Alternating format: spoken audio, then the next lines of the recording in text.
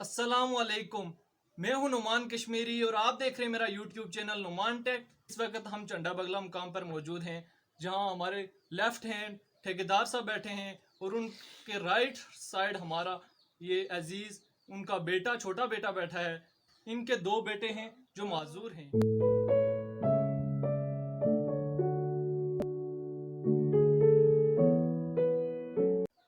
और वो काफ़ी टाइम हो गया वो माजूर हैं और उनके लिए अभी तक कोई वजीफ़ा नहीं लगा।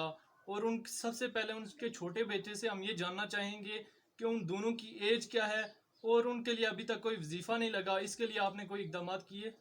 मेरे बड़े भाई का नाम एहसन अखलाक है और उनकी उम्र तकरीबन 25 साल है। और मेरा छोटा भाई अमान अखलाक, उसकी उम्र तकरीबन 12 साल है। जी जी। और हमने बहुत से अखराजात इनके लिए बहुत काम किया, लेकिन हमारे साथ किसी ने तावन नहीं किया। उसके बाद हुकूमत से हमारी अपील है कि मेरे बड़े भाई और छोटे भाई की कुछ मदद की जाए। मैं पढ़ता हूँ और मेरी हुकूमत से अपील है कि मुझे कुछ वजीफ़ा दिया जाए, मेरे भाइयों के लिए कुछ किया जाए।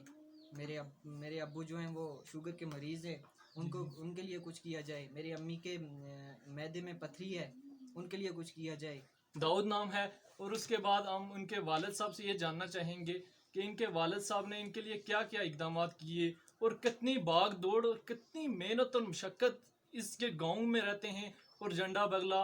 और यहाँ से ये जब इनके बेटे बीमार होते हैं और इनको कितनी मेहनत और मशक्क़त से इनको यहाँ से उठा के ले जाना, हॉस्पिटल में ले जाना, फिर उनके जाके वहाँ इलाज करवाना और इलाज में कितना अखराजात आते हैं और इनकी मंथली जो है दवाइयों वगैरह के मेडिसिन के कितने अखराजात आते हैं, ये इनसे आप खुद जान लीजिए।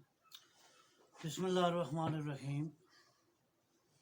मेरे 4 बच्चे हैं जी जी। और सबसे बड़ा बच्चा जो है वो एहसन है और उससे छोटा बच्चा जो है वो हारून है और उससे छोटा बच्चा जो है वो दाऊद है और उससे छोटा बच्चा जो है वो अमान इखलाक है। और ये जो मेरा सबसे बड़ा बच्चा है, इसकी उम्र जो हो गई है 25 साल हो गई है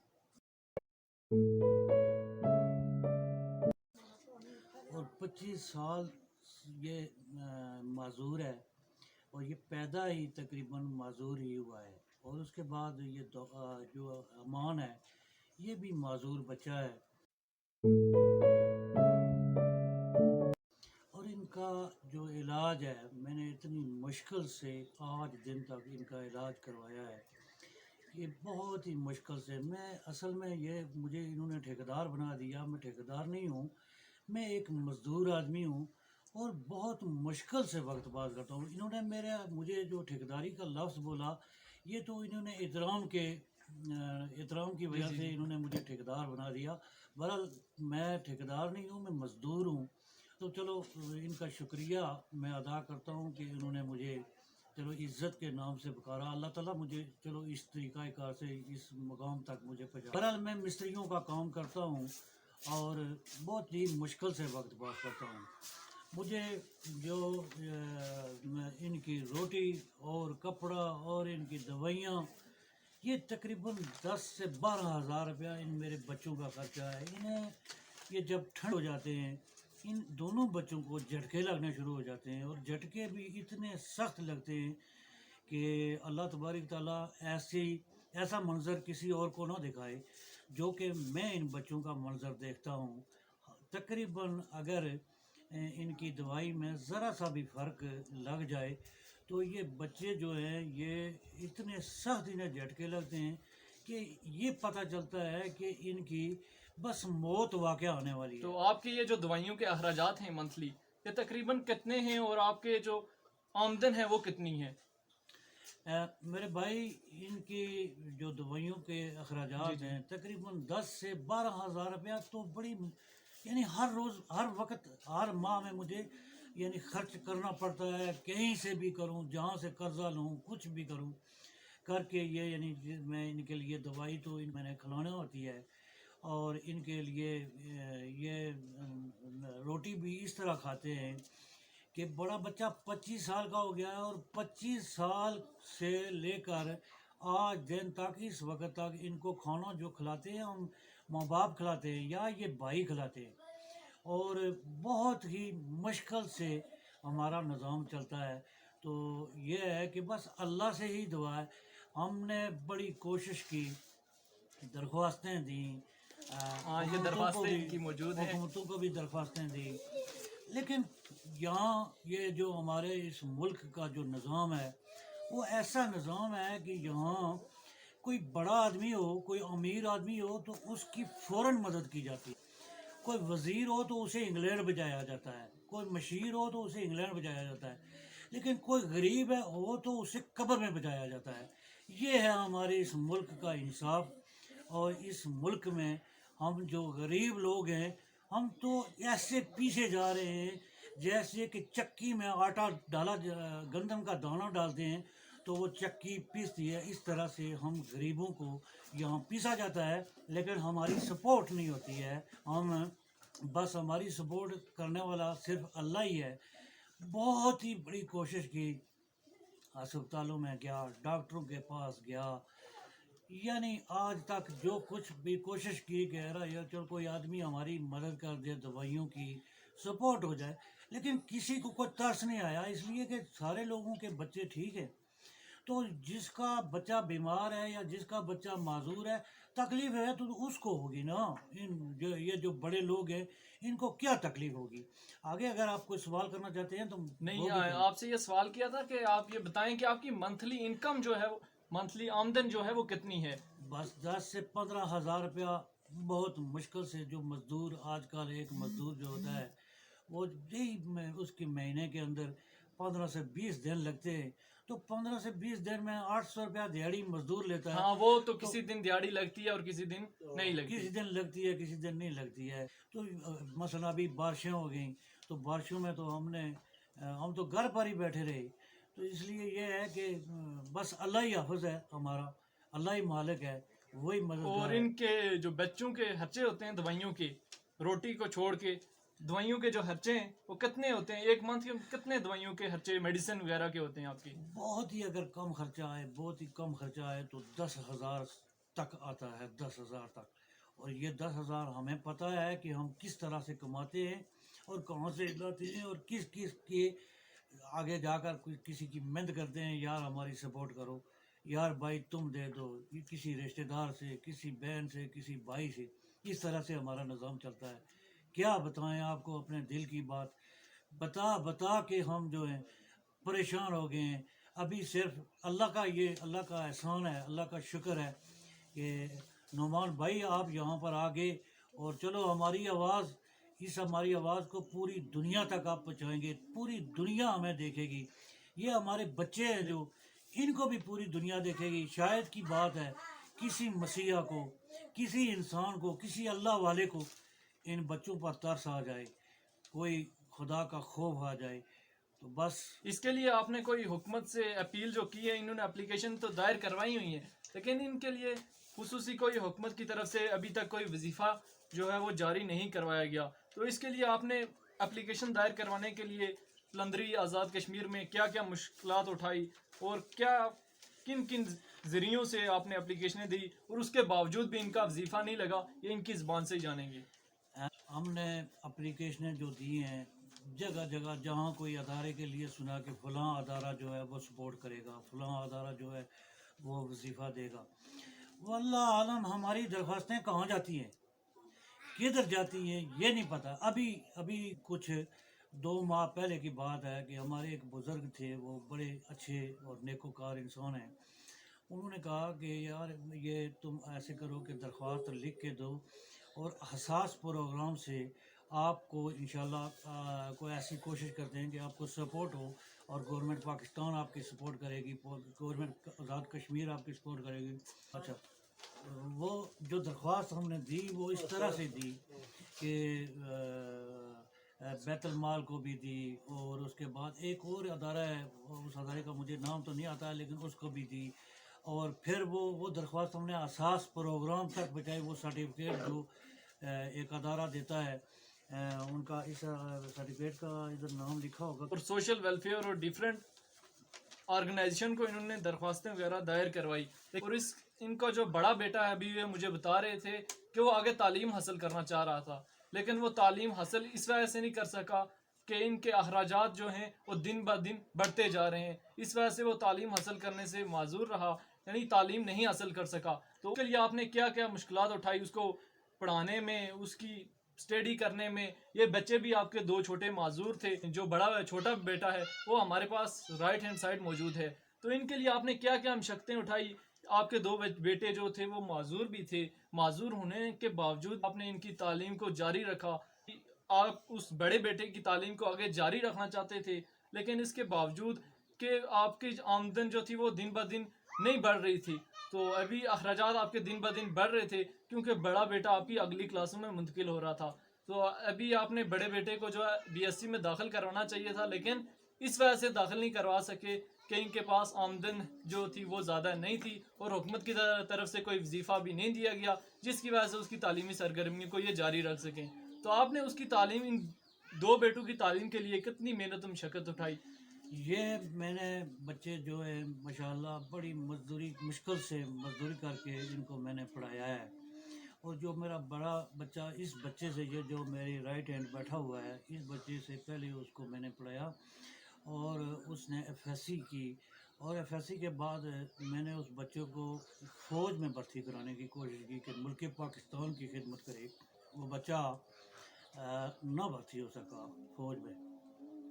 اس کے بعد میں نے اس کو آزاد کشمیر پولیس میں بھرتی کرنے کی کوشش کی کہ چلو میرا بچہ اگر ادھر نہیں ہو سکا تو آزاد کشمیر پولیس میں ہو جائے۔ تو اللہ کا پیارا ایک کلرک تھا جو کہ یہ کاغذات جمع کرتا تھا، اور وہ SP صاحب کا کلرک تھا، تو وہ اس کلرک نے اس کے کاغذ ہی چرا دیے، کاغذ ہی دبا دیے۔ تو جب وہ میرا بچہ اس کے پاس گیا تو اس سے کہنے لگا کہ جی آج میرا نمبر ہے۔ اگلے دن گیا تو اس نے کہا نہیں تمہارا آج نمبر نہیں ہے، تمہارا کل نمبر ہے۔ تو کل جب وہ گیا صبح تو بچہ تو اس کو کہتا ہے وہ کلرک کہ تمہارے تو کاغذات ہی نہیں ہیں بھائی، تم تو جھوٹ بولتا ہے، اس کو دباتا ہے۔ اس نے میرے بچے نے کہا میری یہ رجسٹریشن ہے اور میرے پاس یہ ٹوکن نمبر ہے، آپ کیسے کہتے ہیں کہ جی میں نے کاغذ ہی نہیں جمع کرائے؟ تو اس کلرک نے اس کو خوب دبایا اور ڈرایا۔ اس کے بعد وہ بچہ کافی مایوس ہو کر تو اس نے اس کلرک کو صرف اتنا بولا کہ چلو جی آپ غریبوں کے لیے کیا کر سکتے ہیں، آپ تو غریبوں کو دبا ہی سکتے ہیں، تو چلو آپ سفارشی بندہ جو کوئی ہے اس کو بھرتی کریں، تو ہمارا اللہ ہی مالک ہے، جس اللہ نے ہمیں پیدا کیا ہے وہ ہمیں کچھ ضرور عطا کرے گا۔ تو اس کے دوسرے دن میرا بچہ جو ہے وہ بیچارہ اتنا مایوس ہوا، پریشان ہوا کہ دوسرے دن وہ گھر پر نہیں رہا، وہ اتنا پریشان تھا، تو اس نے کیا کیا کہ دوسرے دن یہاں سے لاہور چلا گیا، اور لاہور جا کے ایک فیکٹری میں اس نے کام شروع کر دیا۔ ابھی سے 10-12 دن کی بات ہے، اور 10-12 دن پہلے یعنی یہ بھرتی ہو رہی تھی پولیس کی۔ تو بس ایسے ہے جی، غریب لوگوں کے لیے یہ مقام ہے، امیر لوگوں کے لیے بس انگلینڈ بھی ہے، امریکہ بھی ہے، جرمنی بھی ہے، جاپان بھی ہے، تو بس غریبوں کا اللہ ہی وارث ہے، اللہ ہی وارث ہے۔ ہم دیکھ لیں یہ جو ہمارا علاقہ ہے یہ انتہائی دشوار گزار پہاڑی علاقہ ہے، نہ کوئی سڑک کا بندوبست ہے۔ یہ جو میرے بچے ہیں ابھی سے اس قوم کے آگے، اس پوری دنیا کے آگے یہ پیش ہوں گے۔ بچوں کو دیکھیں آپ، اور ان بچوں کو جب میں اسپتال میں لے کے جاتا ہوں تو مجھے اتنی مشکل آتی ہے کہ یہاں سے اسپتال میں ان بچوں کو لے جانے کے لیے کم از کم کرایہ جو لگتا ہے وہ 2000 روپیہ گاڑی کا کرایہ لگتا ہے، بکنگ کر کے ہم لے جاتے ہیں۔ یہ روڈ بھی ہماری اس طرح کی ہے کہ بس اللہ ہی حافظ ہے۔ اس روڈ کچھ اگر آپ کہنا چاہیں تو میں اس کا بھی جواب تو دینا چاہیے۔ ان کا گھر جو ہے وہ چانڈا بگلا کے مقام پر موجود ہے، اور انہوں نے کئی دفعہ حکومت سے اپیل کی، اور انہوں نے ڈیفرنٹ اپلیکیشنیں لکھی۔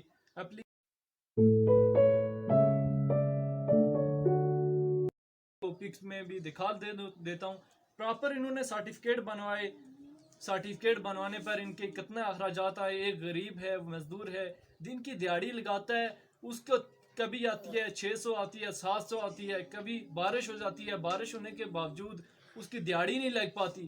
جب اس کی دیہڑی نہیں لگ پاتی, اس کا کام نہیں ہو پاتا, اور اس کے آپ یہی سوچیں کہ اس کے گھر 2 بیٹے ہیں, 2 بیٹے معذور ہیں اور 2 بیٹے وہ تعلیمی سرگرمیوں میں مصروف ہیں.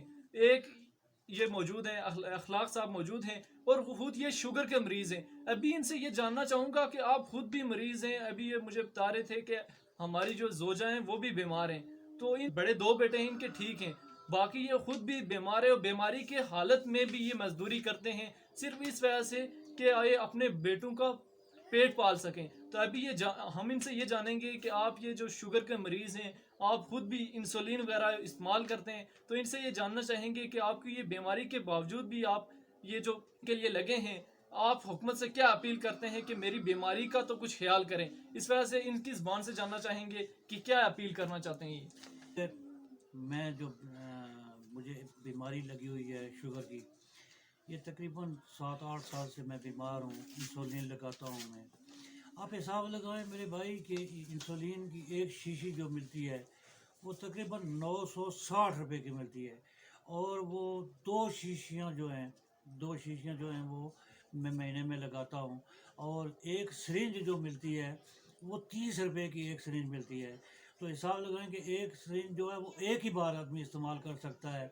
تو چلو میں بہرحال وہ 2-3 دفعہ 4 دفعہ استعمال کرتا ہوں, کیونکہ بھائی پیسے تو ہمارے پاس اتنے نہیں ہیں کہ ہم یعنی ہر روز وہ سرنجیں بھی لیں, انسولین بھی لیں. تو بس میں بیمار ہوں, میری بیوی جو ہے وہ بھی بیمار ہے, اس کو پتے میں پتھری ہے, اور ہم نے راولپنڈی ہاسپٹل میں بھی ہم گئے, وہاں بھی ہم نے کوشش کی ہے اس کا پتھری کا علاج ہو سکے, کچھ ہو جائے, لیکن وہاں بھی ڈاکٹر جو ہے وہ مرضی کے مالک ہیں, دل چاہے تو کسی کو ایڈمٹ کر لیتے ہیں یا اس کا علاج کرتے ہیں, تو دل نہ چاہے تو اس کا بھی علاج ناممکن ہے. تو غریب آدمی کا کوئی علاج نہیں ہے. غریب آدمی کے لیے ہر جگہ پر مشکل ہی مشکل ہے. بس میرے بھائی اس ملک میں, یہ ملک جو ہے یہ امیروں کا ہے, یہ ملک جو ہے بڑے لوگوں کا ہے, یہ ملک جو ہے غریب لوگوں کا کچھ بھی نہیں ہے, کچھ بھی نہیں ہے. بہرحال میں حکومت آزاد کشمیر سے, اگر اس حکومت آزاد کشمیر کے اندر دل کے اندر کسی کے اندر درد ہے, وزیر اعظم فاروق حیدر کے اندر اگر دل کے اندر درد ہے, تو میں انشاءاللہ مجھے یقین ہے کہ فاروق حیدر صاحب اگر میری آواز آپ تک آئے, آپ کے کانوں تک پہنچے, تو فاروق حیدر صاحب آپ بھی بیمار ہو سکتے ہیں, آپ کے بچے بھی بیمار ہو سکتے ہیں, آپ بھی مشکل میں جا سکتے ہیں جس طرح ہمیں. تو فاروق حیدر صاحب آپ, مجھے یقین ہے کہ آپ ہماری اس بات پر نوٹس لیں گے اور ہمارے ان معاملات کو ضرور اپنے آنکھوں سے دیکھیں گے اور اپنے کانوں سے بھی سنیں گے, اور ہم پر آپ رحم کریں گے.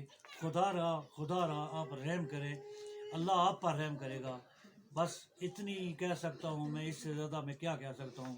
فاروق حیدر صاحب آپ ہمارے وزیر اعظم ہیں, آزاد کشمیر ملک آزاد کشمیر کے آپ وزیر اعظم ہیں, اور آپ کو اس قوم کے لیے کل قیامت کے دن خدا کے سامنے جواب دہ ہونا ہے. تو وزیر اعظم صاحب آپ کو میں درخواست کرتا ہوں کہ میری ان باتوں پر ضرور غور کریں اور فکر کریں, ورنہ یہ دنیا یہ کسی کی بھی نہیں ہے, اس دنیا میں کسی نے بھی نہیں رہنا ہے. فاروق حیدر صاحب میں پھر سے اپیل کرتا ہوں, ہمارا علاج کروائیں, ہمارے بچوں کا علاج کروائیں. آپ کی بڑی مہربانی ہوگی, آپ کا بڑا شکریہ ہوگا. اس سے زیادہ میرے پاس کوئی اور لفظ ہے نہیں کہ جو میں استعمال کر سکوں یا میں وہ کسی اور طریقے سے ان لفظوں کو بیان کر سکوں. یہی عاجزانہ لفظ ہیں, تو آپ کوئی رحم کریں ہم پر. جی ابھی یہ مجھے بتا رہے تھے کہ ان کے جو 2 معذور بیٹے ہیں, جب سردی ہوتی ہے تو سردی کی وجہ سے ان کو جھٹکے وغیرہ بھی لگتے ہیں. تو ابھی ان کے چھوٹے بیٹے سے پوچھنا چاہیں گے کہ جب سردی وغیرہ ہوتی ہے تو ان کو جھٹکے لگتے ہیں, پھر آپ کو یہاں سے ہاسپٹل لے جانے میں, اور ان کو جب جھٹکے لگتے ہیں تو کن مشکلات کا سامنا کرنا پڑتا ہے, اور آپ ان کو جو میڈیسن دیتے ہیں وہ کون سی میڈیسن دیتے ہیں, اور وہ کون سے اسپتال میں آپ نے ان کا علاج کروایا ہے.